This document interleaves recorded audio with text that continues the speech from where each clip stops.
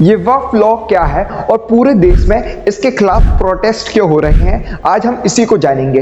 Hello everyone, मेरा नाम है नयन और आप देख रहे हैं लीगल बाइट इनसाइड। वक्फ एक इस्लामिक कॉन्सेप्ट है। जिस प्रकार हिंदू अपनी प्रॉपर्टी को डोनेट कर देता है गौशाला या फिर मंदिर बनाने के लिए, उसी प्रकार एक मुस्लिम अगर अपनी प्रॉपर्टी को अल्लाह के नाम पे डोनेट कर देता है तो उसे वक्फ कहा जाता है। माना जाता है कि अगर कोई भी प्रॉपर्टी वक्फ हो जाती है तो उसका कभी भी कोई इंडिविजुअल ओनरशिप नहीं होता है। ये सारी वक्फ प्रॉपर्टी का यूज एजुकेशनल इंस्टीट्यूट, मदरसा, मॉस्क बनाने में या फिर कब्रिस्तान बनाने में यूज किया जाता है। इन सारी प्रॉपर्टी की केयर टेकिंग मुतावली के द्वारा की जाती है और एक स्टेट में जितनी भी वक्फ प्रॉपर्टी होती है ये सारी डिटेल रखता है वक्फ बोर्ड, और ये सारी वक्फ प्रॉपर्टी के लिए लीगल फ्रेमवर्क है, उसी को हम वक्फ लॉ बोलते हैं। आजादी के पहले से ही वक्फ लॉ चला आ रहा है और 1995 तक वक्फ लॉ में बहुत सारे मेजर चेंजेस हुए, लेकिन 2013 में वक्फ लॉ में कुछ मेजर चेंजेस हुए सच्चर कमेटी की रिपोर्ट के बेसिस पे। लेकिन क्या है ये सच्चर कमेटी? 2005 में जस्टिस सच्चर की अध्यक्षता में 7 लोगों की एक कमेटी बनाई गई जिसका नाम दिया गया सच्चर कमेटी। ये कमेटी ने मुस्लिम कम्युनिटी की social, economic and educational conditions को एनालाइज किया और 2006 में सच्चर कमेटी की रिपोर्ट को सबमिट किया। इस रिपोर्ट में एक स्पेसिफिक टॉपिक वक्फ प्रॉपर्टी से रिलेटेड भी दिया गया, जिसमें बताया गया कि 2006 में टोटल वक्फ प्रॉपर्टी अक्रॉस इंडिया पे 4.9 लाख प्रॉपर्टी थी, जिसका टोटल एरिया 6 लाख एकड़ से भी ज्यादा का था। लेकिन उस समय इस पूरी प्रॉपर्टी की वैल्यूएशन या फिर मार्केट वैल्यू कहा जाए तो 1 लाख करोड़ से भी ज्यादा की थी। लेकिन इन सारी प्रॉपर्टी से जो भी रेवेन्यू आ रहा था वो ओनली 163 करोड़ का ही था, मतलब 2.7% बस। लेकिन सच्चर कमेटी ने बताया कि अगर सारी वक्फ प्रॉपर्टी का एफिशिएंटली यूज किया जाए तो सारी प्रॉपर्टी से 12,000 करोड़ रुपए तक का रेवेन्यू एनुअली अर्न कर सकते हैं। सच्चर कमेटी ने कुछ रिकमेंडेशन दिए थे, जैसे कि प्रॉपर रूल्स फॉर मुतावली, digitalisation of all waqf property records, women का भी रिप्रेजेंटेशन होना चाहिए वक्फ बोर्ड में, ट्रिब्यूनल्स की एब्सोल्यूट पावर के बारे में भी सच्चर कमेटी ने रिकमेंडेशन दिए थे, वक्फ प्रॉपर्टी के टाइमली सर्वे करवाने के लिए भी बोला था और कुछ नॉन मुस्लिम्स प्रोफेशनल को भी वक्फ बोर्ड में शामिल करने के लिए सच्चर कमेटी ने रिकमेंडेशन दिए थे।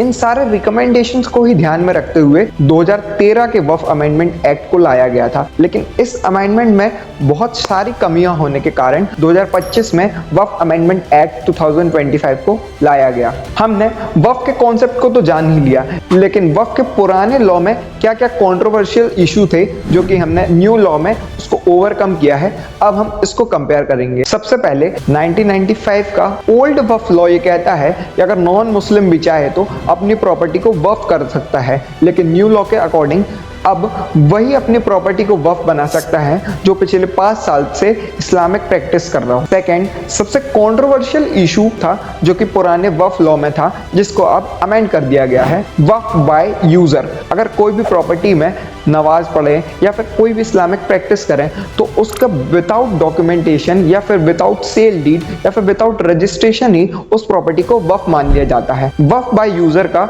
सबसे लैंडमार्क केस ये है। इस केस में हुआ क्या था? इसमें पिटिशनर की एक पीस ऑफ लैंड में उसके एंसेस्टर ने एक मॉस्क बनाया था जिसमें बहुत टाइम से लोग नमाज पढ़ते आ रहे थे। जब ओनरशिप की बात आई तब ये क्वेश्चन आया कि ये प्रॉपर्टी उस पर्सन की है या फिर ये वक्फ प्रॉपर्टी है। तो ये मैटर सुप्रीम कोर्ट तक गया और सुप्रीम कोर्ट ने भी ये कंसिडर किया कि इस प्रॉपर्टी में सालों से नमाज या फिर इस्लामिक प्रैक्टिसेस करी आ रही हैं, तो ये वक्फ प्रॉपर्टी है। अब न्यू लॉ के अकॉर्डिंग वक्फ वही प्रॉपर्टी हो सकती है जिसका ऑफिशियल डिक्लेरेशन हो या फिर प्रॉपर डॉक्यूमेंटेशन हो। लेकिन पूरे स्टेट में कौन सी प्रॉपर्टी वक्फ है या फिर कौन सी प्रॉपर्टी वक्फ नहीं है, ये कौन डिसाइड करता है? ओल्ड वक्फ लॉ के अकॉर्डिंग स्टेट में बहुत से सर्वे ऑफिसर होते थे जो कि सारी वक्फ प्रॉपर्टी का सर्वे करते थे, लेकिन न्यू लॉ के अकॉर्डिंग अब सर्वे ऑफिसर को हटा दिया गया है और डिस्ट्रिक्ट कलेक्टर को ही सर्वे करने के लिए अपॉइंट किया गया है। वक्फ में लिमिटेशन पीरियड के लिए भी बहुत बड़ी कंट्रोवर्सी थी।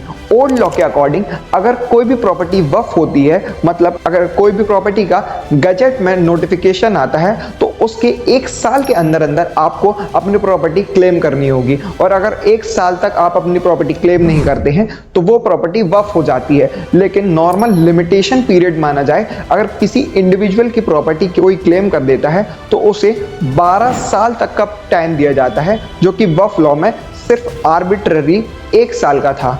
लेकिन अब न्यू लॉ के अकॉर्डिंग इसको भी हटा दिया गया है और लिमिटेशन एक्ट 1963 को ही वक्फ लॉ में भी एनफोर्स किया गया है। नेक्स्ट आता है ट्रिब्यूनल का इशू।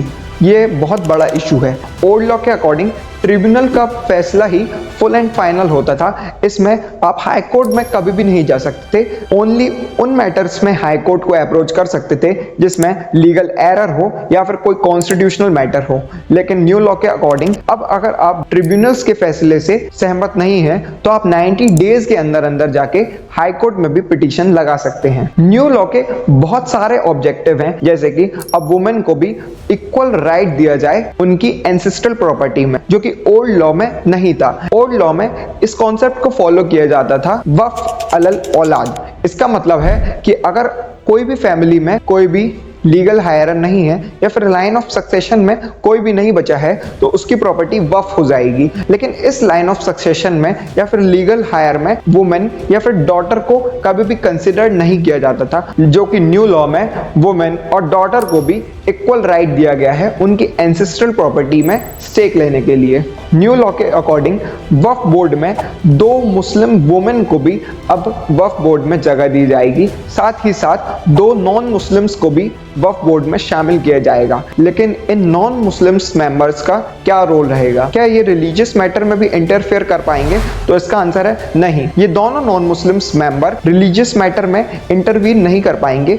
इनका सिर्फ रोल रहेगा एडमिनिस्ट्रेटिव और चैरिटेबल मैटर्स में इंटरफेयर करने का। जिस प्रकार ओल्ड लॉ के अकॉर्डिंग ट्रिब्यूनल की कंपोजिशन में एक मुस्लिम लॉ एक्सपर्ट को रखा जाता था, उसकी जगह पे अब एक फॉर्मर या फिर प्रेजेंट डिस्ट्रिक्ट जज और एक स्टेट के सिविल सर्वेंट को ट्रिब्यूनल में जगह दी जाएगी। लेकिन लोग बोल रहे हैं कि वक्फ लॉ में सेंट्रल गवर्नमेंट कब्जा करना चाहती है। तो क्या सही में सेंट्रल गवर्नमेंट वक्फ बोर्ड पे कब्जा करना चाहती है? इसी को हम कंपेयर करेंगे। अगर वक्फ बोर्ड में और अदर रिलीजियस बोर्ड में देखा जाए, अगर मैनेजमेंट की बात करी जाए तो सारी वक्फ प्रॉपर्टी का मैनेजमेंट वक्फ बोर्ड और वक्फ काउंसिल करता है। लेकिन वहीं हिंदू प्रॉपर्टी में देखा जाए तो तिरुपति बालाजी का मंदिर पूरा का पूरा आंध्र प्रदेश गवर्नमेंट कंट्रोल करती है। डिस्प्यूट रेजोल्यूशन की बात की जाए तो वक्फ प्रॉपर्टी के कोई भी डिस्प्यूट होते हैं तो वो वक्फ ट्रिब्यूनल के पास जाते हैं। लेकिन अगर कोई अदर रिलीजियस प्रॉपर्टी में डिस्प्यूट होता है तो वो सिविल कोर्ट या फिर रेवेन्यू कोर्ट ही जाता है। प्रॉपर्टी ट्रांसफर की बात की जाए तो वक्फ प्रॉपर्टी कभी भी ट्रांसफर नहीं हो सकती, लेकिन अदर रिलीजियस प्रॉपर्टी को ट्रांसफर किया जा सकता है। और लिमिटेशन पीरियड की बात की जाए तो अभी तक वक्फ प्रॉपर्टी में 1 साल का ही लिमिटेशन पीरियड था, जिसमें कोई भी डिस्प्यूट को चेकआउट करवा सकता था। लेकिन अदर रिलीजियस प्रॉपर्टी में अगर कोई डिस्प्यूट होता है तो उसको लिमिटेशन एक्ट के अंडर पे ही, मतलब 12 साल तक पे ही चैलेंज किया जा सकता था। यह था पूरा एनालाइज वीडियो वक्फ लॉ के ऊपर। मेरे हिसाब से वक्फ अमेंडमेंट एक्ट 2025 जल्दी से जल्दी इन्फोर्स होना चाहिए। आपका क्या कहना है इस टॉपिक में? कमेंट करके जरूर बताइएगा। और ऐसे ही नॉलेजेबल लीगल बाइट्स के लिए लीगल बाइट इनसाइट को सब्सक्राइब करें।